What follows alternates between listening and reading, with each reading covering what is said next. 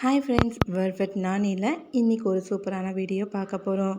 தேன் வலை கரடிகள், honey pager அப்படின்னு சொல்லுவாங்க. நான் இப்போ தான் இந்த மிருகத்தை பற்றியே கேள்வியே படுதேன். நீங்கள் இப்போ தான் மிருகத்தை பற்றி கேள்விப்பட்டிருக்கீங்களா அப்படின்னு எனக்கு கமெண்ட் பண்ணுங்கள். இந்த உலகத்திலேயே மிகவும் தைரியமான விலங்கு எது அப்படின்னா இந்த தேன் வலை கரடிகள் தான். இது யாருக்குமே கண்டிப்பாக தெரியவே தெரியாது. இது சிங்கம், புலி, யானை எல்லார்கிட்டேயுமே வம்பு இழுக்கக்கூடியதாக இருக்குது. அதுவும் கூட்டமாக வம்புக்கு இழுக்காது, தனியாக தான் வம்புக்கு இழுக்கும்.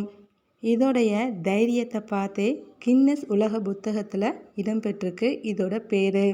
இதோட ப்ளஸ் பாயிண்ட் என்னது அப்படின்னா அதோட தோள்கள் தான். இதோட தோள்கள் கிட்டத்தட்ட 6 மில்லிமீட்டர் வரைக்கும் இருக்குது. அதனால் கத்தி பட்டாலோ இல்லாட்டி சிங்கம், புலி, பாம்பு இந்த மாதிரி கடித்தாலோ அதுக்கு எதுவுமே ஆக போகிறது கிடையாது. ஒருவேளை பாம்பு கடித்து விஷம் ஏறிச்சு அப்படின்னா அது ஜஸ்ட்டு தூங்கிட்டு எந்திரிச்சா போதும், அவ்வளோதான். இந்த நச்சுகள் தேன்வளை கரடிகளுக்கு எதுவுமே பண்ணவே பண்ணாதாம். பிறந்த சிறு வயதிலேயே இந்த தேன்வளை கரடிகள் என்ன பண்ணும் அப்படின்னா விளையாடுறதுக்கு தேள்கள் வச்சு தான் விளையாடவே செய்யுமா. விஷமிக்க தேள்கள் வச்சு தான் இது விளையாடவே ஆரம்பிக்கும். இது என்னெல்லாம் சாப்பிடும் அப்படின்னா பழங்கள்லேருந்து மாமிசத்துலேருந்து எல்லாமே சாப்பிடக்கூடியதாக இருக்குது.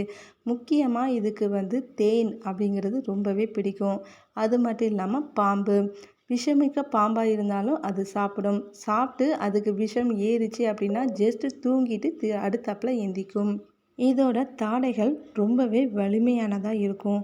பற்களும் ரொம்பவே கூர்மையாக தான் இருக்கும். இதை வச்சுக்கிட்டு ஆமையோட ஓட்டை கூட உடச்சி சாப்பிடுமா ஆமையை.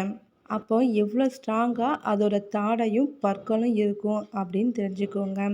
அது மட்டும் இல்லாமல் இந்த தேன்வளை கரடிகள் சிங்கம், புலி இந்த மாதிரி மாட்டிக்கிச்சு அப்படின்னா ஈஸியாக தப்பிச்சு ஓடியே போயிடும்.